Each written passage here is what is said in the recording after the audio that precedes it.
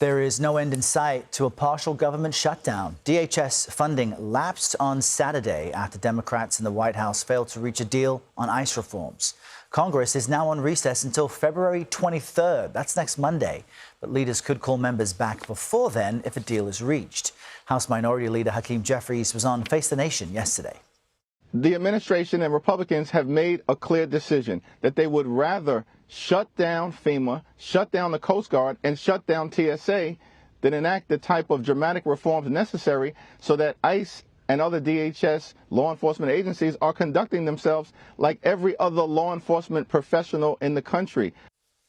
CBS News correspondent Natalie Brand joins us live from the White House with more on this. Natalie, good Monday morning to you. So by this morning's last check, has any progress been made between Democrats and the Trump administration?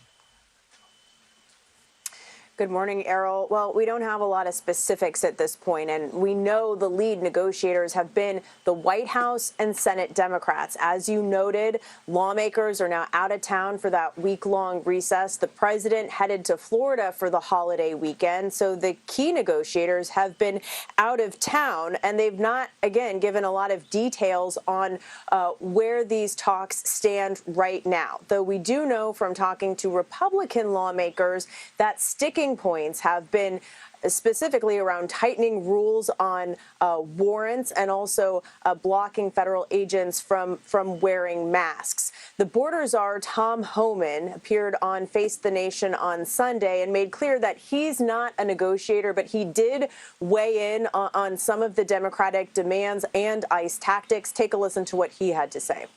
ICE will briefly detain and question somebody based on reasonable suspicion. It has nothing to do with racial profiling. As far as the mask, look, I don't like the masks either, but because threats against ICE officers, are up over 1,500%. Actual assaults and threats are up over 8,000%. These men and women have to protect themselves.